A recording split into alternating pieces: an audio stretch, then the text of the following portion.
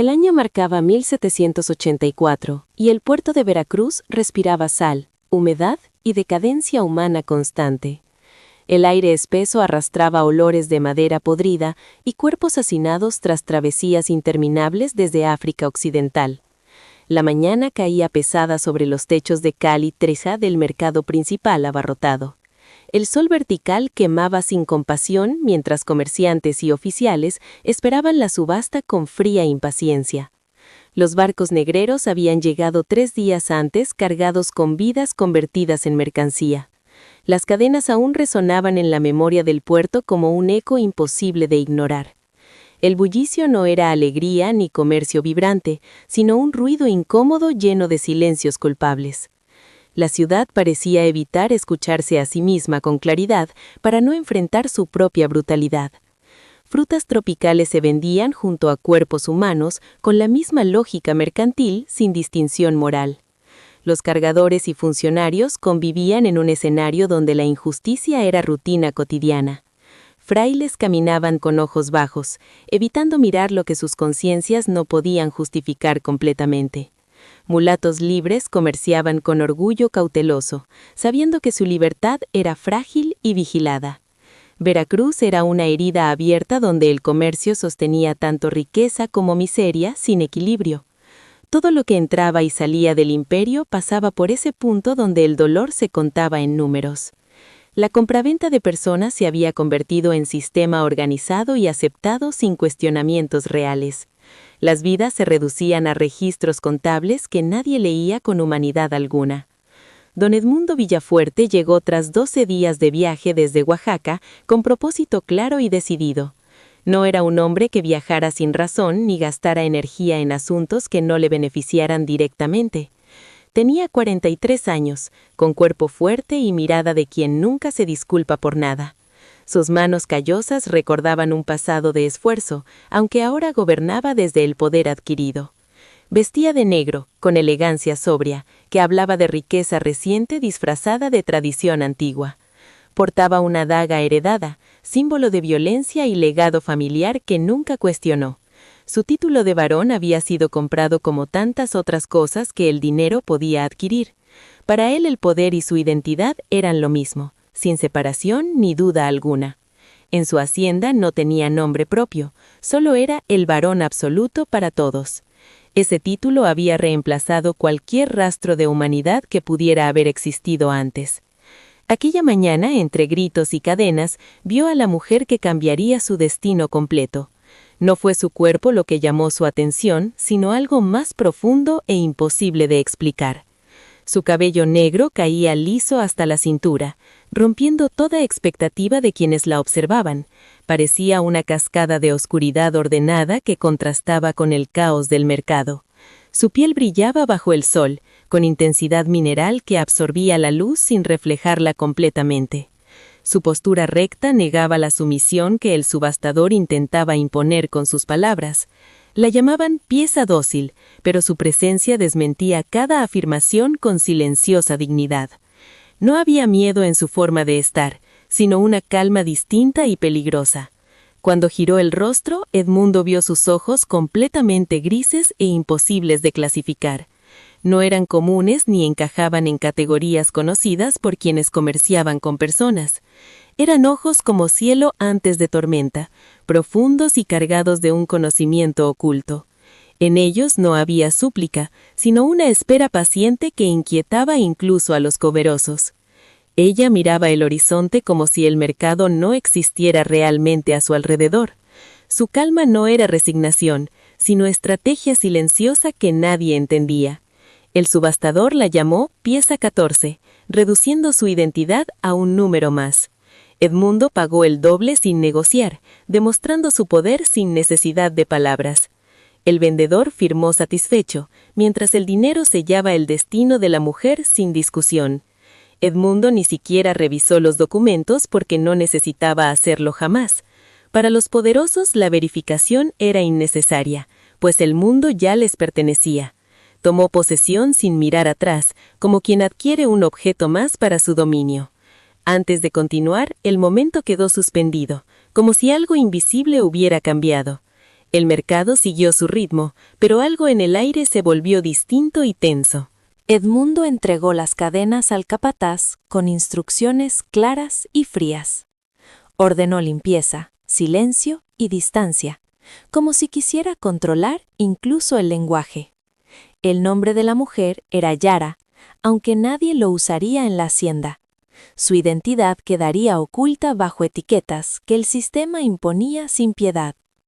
Pero Yara recordaba su nombre con precisión intacta, a pesar del tiempo. Lo guardaba como último vínculo con lo que había sido antes del horror. Recordaba a su madre y el olor del mar antes de perderlo todo. Recordaba la tierra roja bajo sus pies cuando era niña libre. Su padre había sido un hombre libre, educado y comerciante respetado en su tierra. Sabía idiomas y había construido una vida digna sin depender de nadie. Creyó en la justicia como sistema real, sin entender su fragilidad. Ese error le costó todo cuando llegaron los negreros sin advertencia. Yara tenía 8 años cuando su mundo fue destruido en una noche. El humo, los gritos y la confusión quedaron grabados en su memoria permanente. Fue arrancada de su hogar y lanzada a la oscuridad de un barco.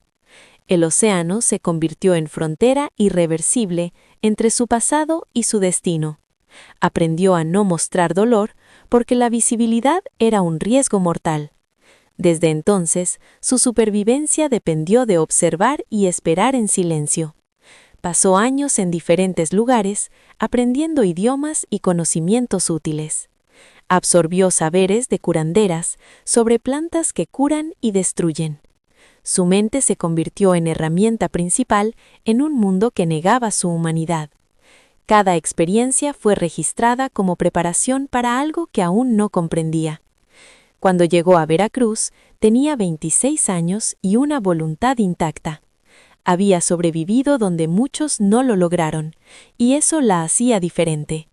El viaje hacia la hacienda duró 12 días en un carromato cerrado. Viajaba junto a otros esclavizados, compartiendo silencio y resistencia interna. Petra fue la primera en mirarla directamente, sin miedo ni rechazo. Le advirtió que sus ojos atraerían problemas en ese nuevo lugar. Explicó que la superstición dominaba a muchos, incluso más que la lógica. Yara escuchó sin temor, evaluando cada palabra con atención. Preguntó sobre el varón, buscando entender a quien ahora controlaba su destino. Petra respondió que era ambicioso, y eso lo hacía más peligroso. Los ambiciosos no actúan por miedo, sino por cálculo frío y consciente. Esa diferencia definía el tipo de amenaza que representaba. Yara observaba el paisaje cambiar mientras ascendían hacia el altiplano. El aire se volvía más frío y el entorno más austero pero claro. Los magueyes aparecían como guardianes silenciosos a lo largo del camino. Las montañas envolvían todo en una calma engañosa, llena de historia. Los pueblos mostraban iglesias construidas sobre antiguas tierras sagradas. La belleza y el dolor coexistían sin necesidad de explicación. La hacienda apareció al final del viaje, como un mundo cerrado. Era vasta, imponente y diseñada para sostener el poder de unos pocos.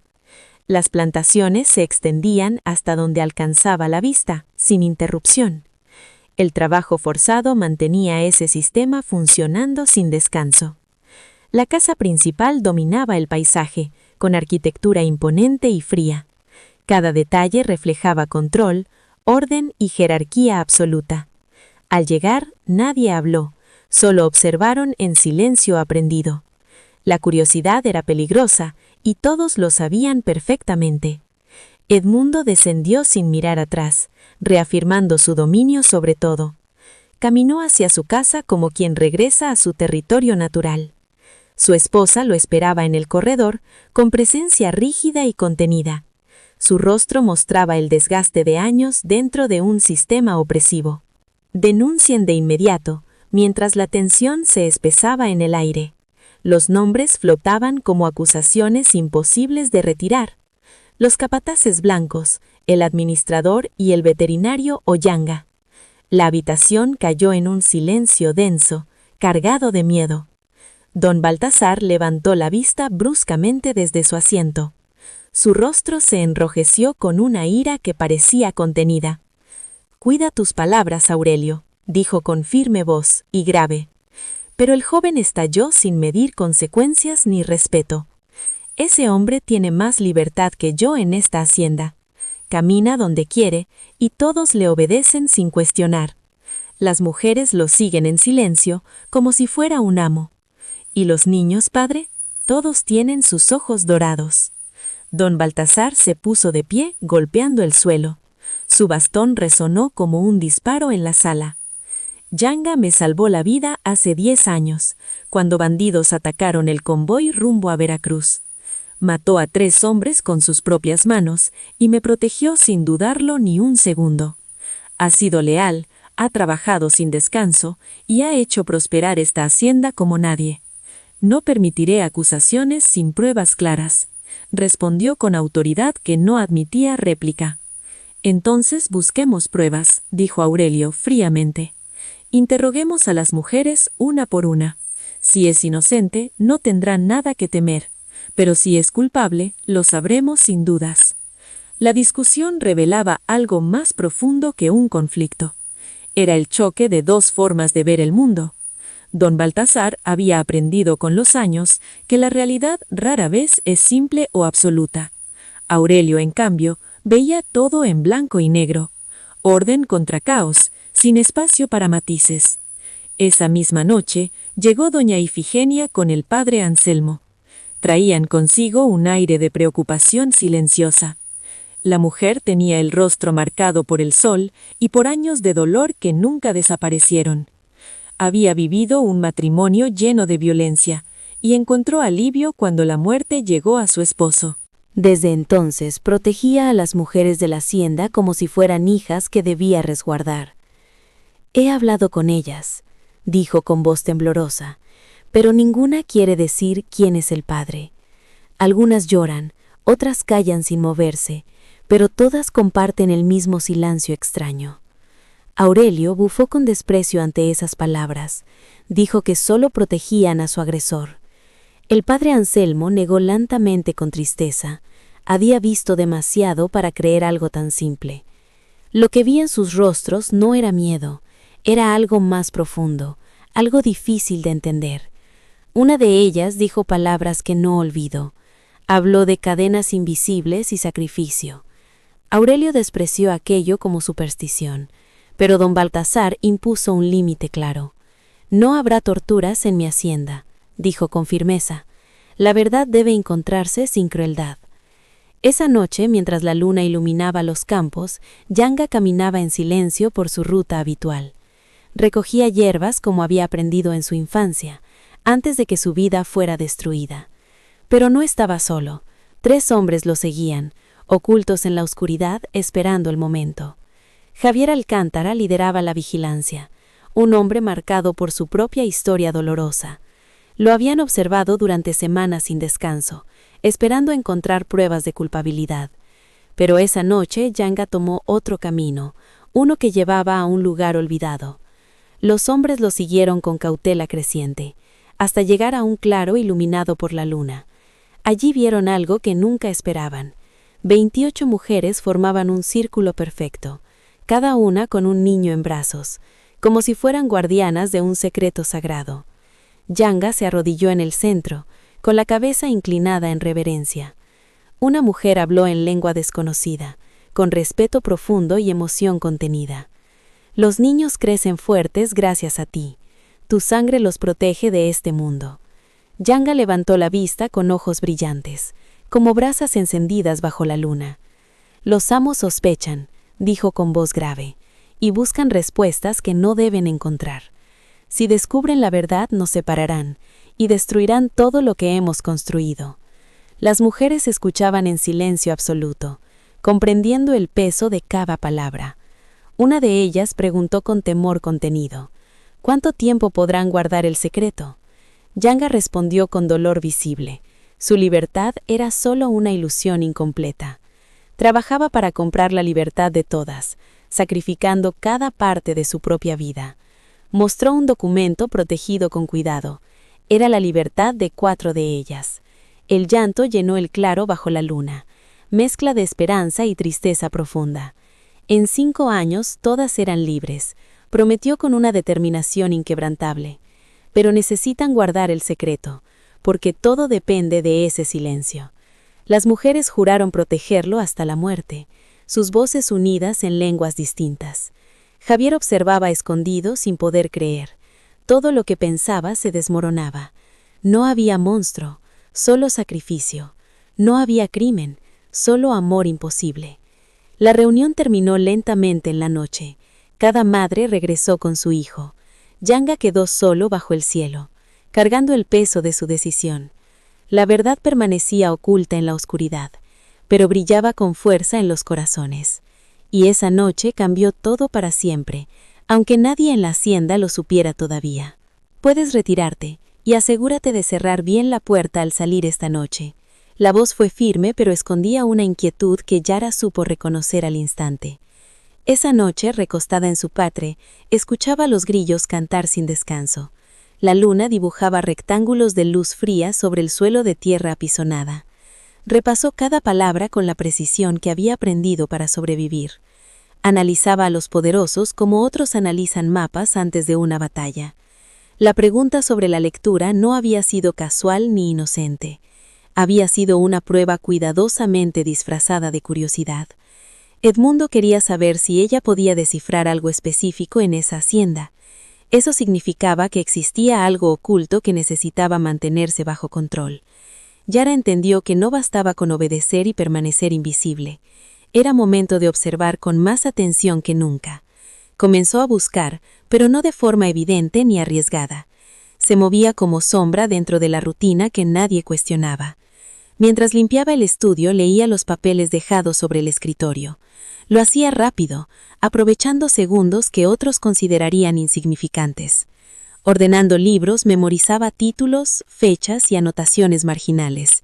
Cada detalle se convertía en una pieza de un rompecabezas invisible. Cartas olvidadas entre páginas le revelaban secretos sin quererlo. Edmundo jamás imaginó que alguien pudiera leerlas en silencio. En la capilla escuchaba conversaciones ajenas como si fueran suyas. Las palabras se quedaban en su mente esperando cobrar sentido después. Poco a poco surgió el retrato de un hombre peligroso. No era solo riqueza, era poder construido sobre ruinas ajenas. Había nombres de familias despojadas de sus tierras. Había trampas regales disfrazadas de acuerdos legítimos. Las deudas eran fabricadas para convertirlas en cadenas invisibles. Todo estaba cuidadosamente diseñado para parecer legal. Un día encontró algo que no esperaba hallar. Un panel oculto reveló una carpeta de cuero oscuro. Dentro había documentos que cambiaron su realidad para siempre. Su nombre verdadero estaba escrito con tinta oficial. No el nombre impuesto por los tratantes, sino el suyo, el nombre que conectaba su pasado con su presente robado. Se quedó inmóvil sin tocar nada durante largos minutos. Su mente reorganizaba todo lo que creía saber. La verdad ya no era sospecha, era certeza brutal. Y esa certeza no permitía seguir fingiendo ignorancia. Meses después llegó un médico a la hacienda. Su nombre era Félix Carduño, y traía mirada observadora. Era mestizo, hijo de 2 mundos que no se mezclaban fácilmente. Su conocimiento venía tanto de libros como de experiencias reales. Había estudiado medicina en la capital con esfuerzo constante. Aprendió a soportar desprecios y a destacar cuando era necesario. Viajaba de hacienda en hacienda, ayudando a quienes podía.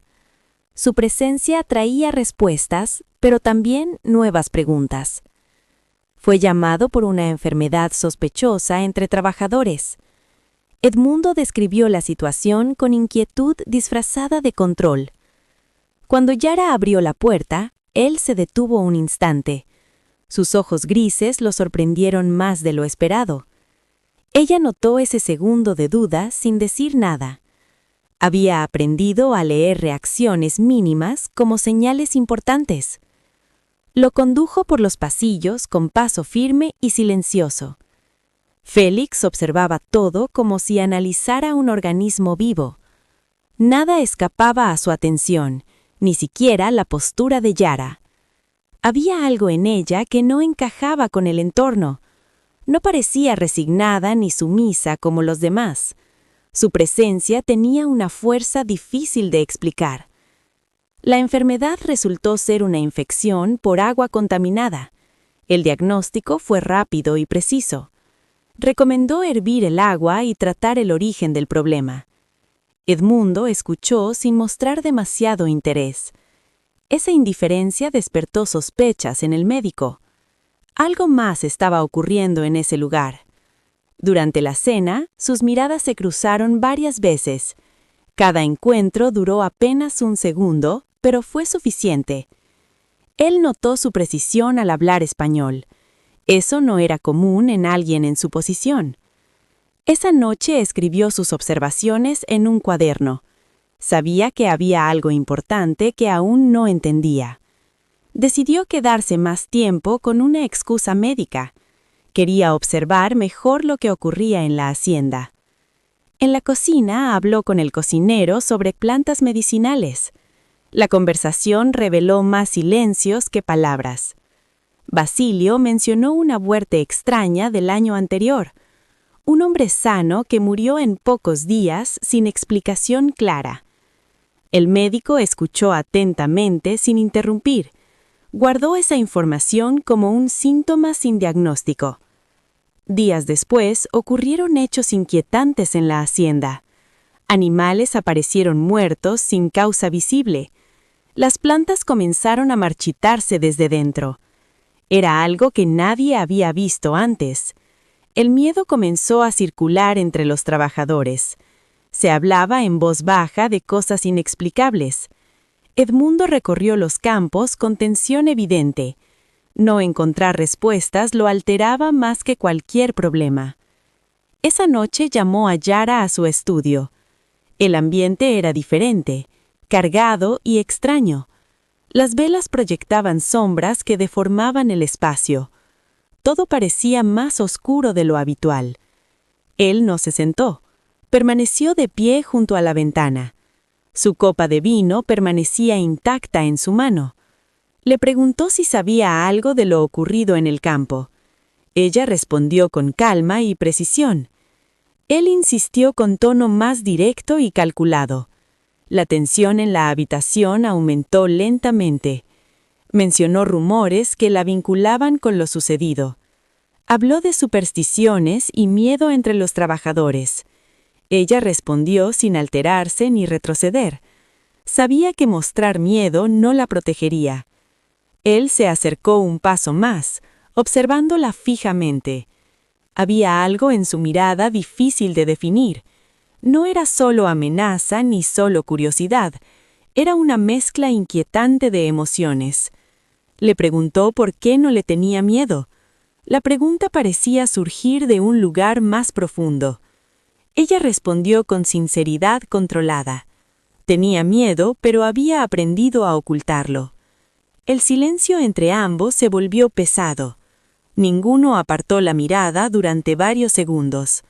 Finalmente, él retrocedió y señaló la puerta. Le ordenó retirarse y mantenerse alejada del campo. Esa noche, en otra habitación, el miedo también crecía.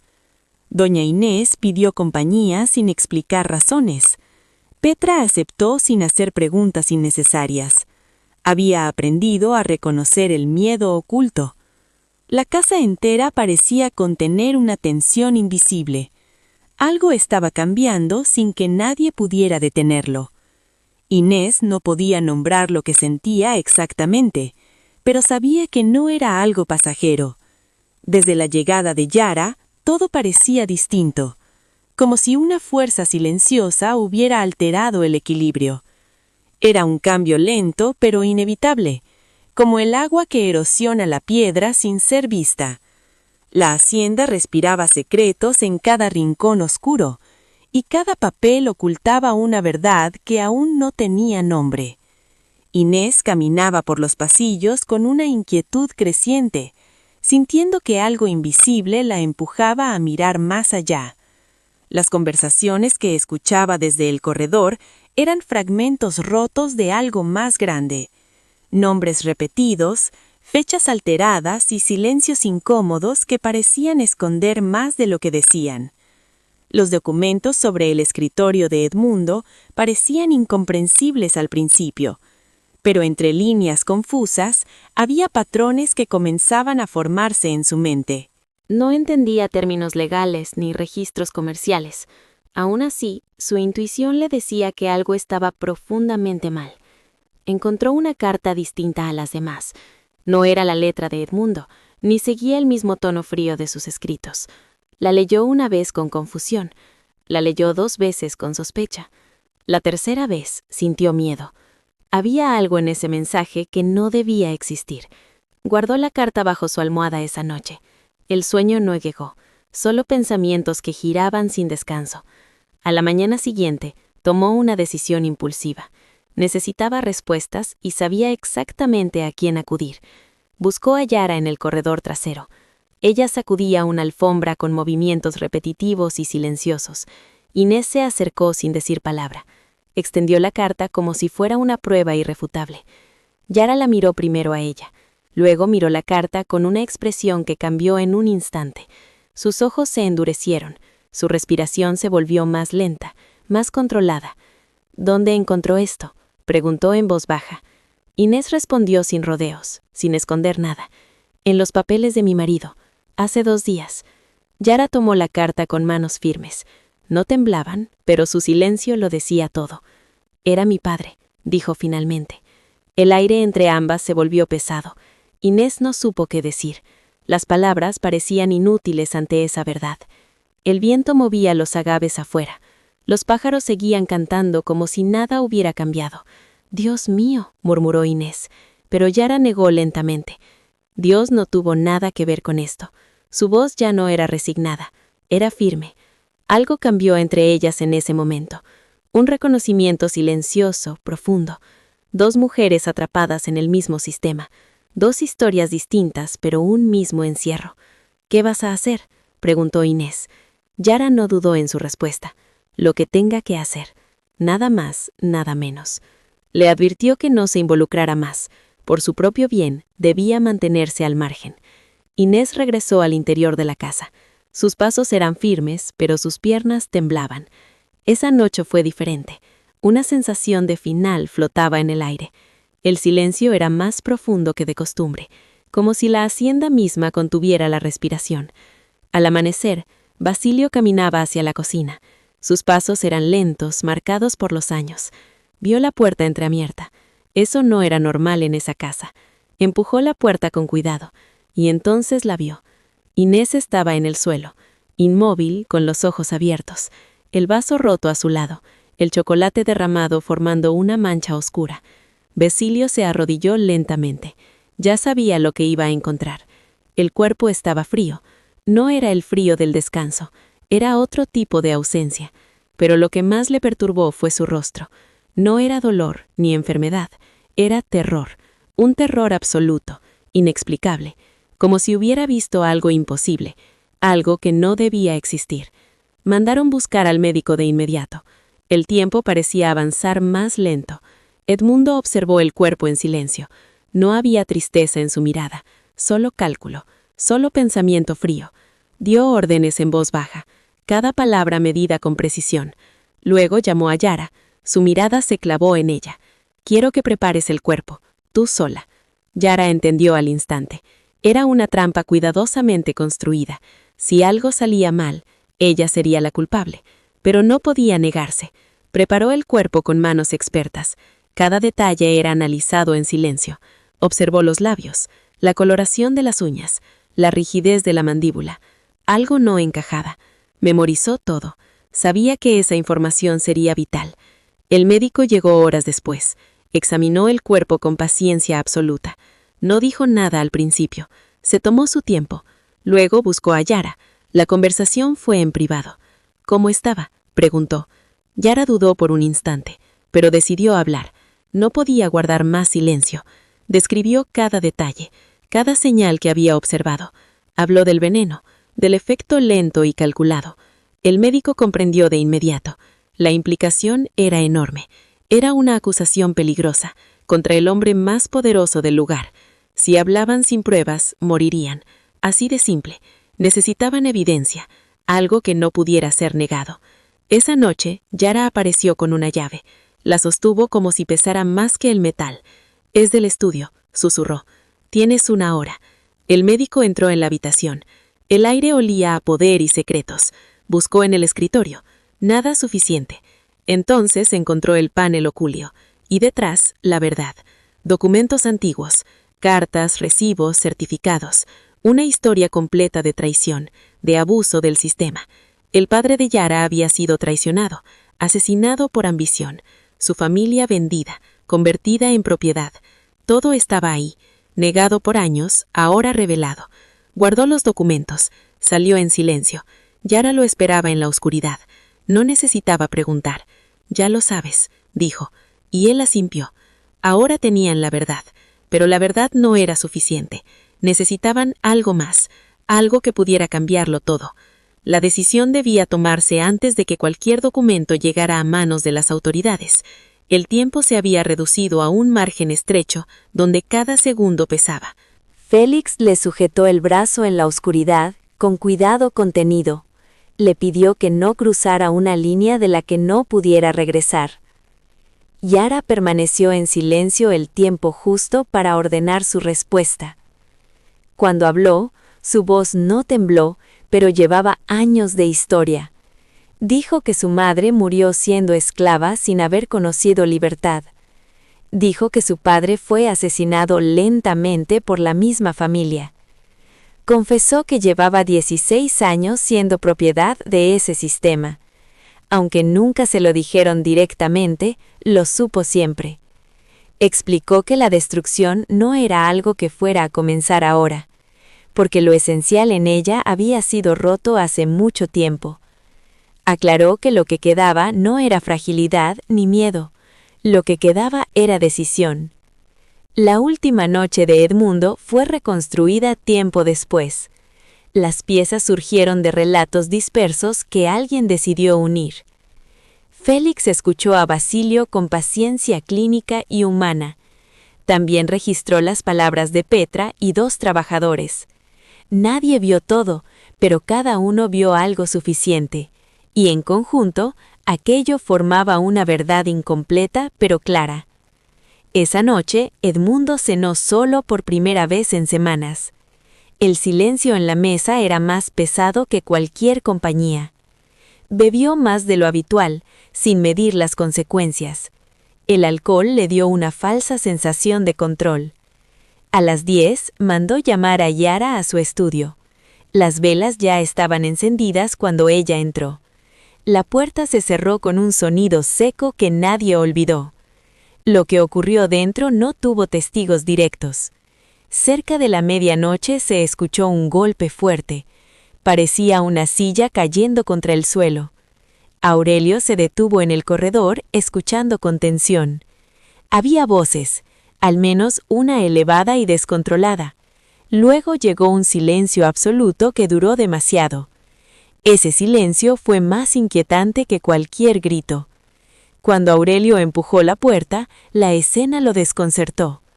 Edmundo estaba sentado en el suelo, inmóvil. Las hojas de una carpeta estaban esparcidas frente a él. Su rostro reflejaba algo cercano a la revelación. No había heridas visibles ni señales de lucha, solo una palidez extrema y una mirada perdida. Intentó hablarle, pero no obtuvo respuesta alguna. Era como si el lenguaje hubiera dejado de existir para él. Yara no estaba en la habitación ni en ningún lugar cercano. Desapareció sin dejar rastro en cuestión de minutos. Aurelio recorrió la hacienda con una antorcha encendida. Buscó con urgencia, pero sin entender del todo qué buscaba. Félix encontró a Edmundo a la mañana siguiente. Seguía en el mismo lugar donde había sido dejado. Tenía fiebre alta y no podía articular palabras coherentes. Sus síntomas desafiaban una explicación clara. Félix anotó cada detalle con precisión meticulosa. Sabía que alguien más leería esas notas algún día. El diagnóstico oficial habló de un origen incierto. Ni veneno ni enfermedad explicaban completamente el cuadro. Edmundo vivió 4 años más en ese estado, encamado, sin voz y sin control sobre su vida. Sus tierras fueran intervenidas por la corona, la ausencia de herederos aceleró el proceso. Los esclavizados quedaron en un limbo legal confuso, pero algo comenzó a moverse lentamente. Félix presentó documentos en Veracruz semanas después. Ese acto inició cambios que nadie esperaba. Algunos obtuvieron libertad provisional. No fue justicia completa, pero fue un inicio. El sistema no se transformó de inmediato, pero dejó de ser completamente inmóvil. De Yara no hubo registros oficiales posteriores. Desapareció de los documentos como si nunca hubiera existido. Félix la buscó con una intención serena, no desde la posesión, sino desde la preocupación. Preguntó en mercados y caminos transitados. Escuchó historias que podían o no referirse a ella. Consultó a curanderos de los valles centrales. Ellos conocían a quienes llegaban sin pasado visible. Uno de ellos mencionó a una mujer particular. Vivía al borde de un pequeño pueblo. Hablaba varias lenguas y conocía las plantas. Sus ojos llamaban la atención de los niños. Félix preguntó si estaba bien. La respuesta fue sencilla pero profunda. Le dijeron que estaba libre, y que eso no siempre es fácil de entender. Yara llegó al pueblo sin anunciarse. Llevaba solo una bolsa con pocas pertenencias, una raíz, un trozo de tela y 2 cartas. Esos objetos contenían su historia completa. Las cartas eran de su padre. Las había leído tantas veces que ya las sabía de memoria. En ellas había promesas de libertad y dignidad, promesas que nunca se cumplieron como fueron escritas, pero el amor en esas palabras permanecía intacto. Era una verdad que el tiempo no pudo borrar. En el pueblo adoptó un nombre nuevo, un nombre que podía pronunciarse con facilidad. Compartió su conocimiento con la partera local. Rufina la recibió sin hacer preguntas innecesarias. Con el tiempo, los niños comenzaron a acercarse. Se sentaban cerca mientras ella trabajaba. Le hacían preguntas con curiosidad natural. Ella respondía con honestidad y paciencia. Basilio murió 2 años después en la hacienda, rodeado de las mismas hierbas que siempre cuidó. Petra continuó firme durante el proceso legal. Se convirtió en referencia para los demás. Cipriano encontró trabajo libre tiempo después y construyó una vida diferente para sus hijos. Félix visitó a Yara una sola vez. Llegó como quien pasa, aunque no era cierto. Hablaron de medicina y de los cambios legales. Intercambiaron información sin tocar lo esencial. Antes de irse, él le entregó un documento. Era una prueba escrita de su libertad original. Reconocía su derecho desde el nacimiento, aunque el sistema no lo hubiera respetado. Yara lo guardó junto a las cartas. Era una verdad material que podía sostener. Félix le preguntó si estaba bien allí. Ella miró el paisaje antes de responder. Dijo que estaba libre, y que eso era suficiente. Él entendió sin necesidad de más palabras. Montó su mula y se marchó. Yara volvió a su rutina en el mercado. Su vida continuaba sin dramatismos visibles. Los niños la esperaban con entusiasmo. Querían aprender lo que ella sabía. Les enseñó sobre plantas medicinales. También les habló de cosas que no se ven. El tiempo siguió su curso silencioso. Las estaciones cambiaron sin detenerse. Su nombre comenzó a circular en el pueblo, no como leyenda, sino como presencia. Las historias no escritas siguieron vivas, transmitidas de voz en voz. Años después, algunos niños nacieron con ojos grises. Los mayores lo notaban sin sorpresa. Sonreían con un reconocimiento silencioso, como si algo esperado hubiera regresado. Y así, sin registros oficiales ni ceremonias, su historia continuó en otros cuerpos y memorias.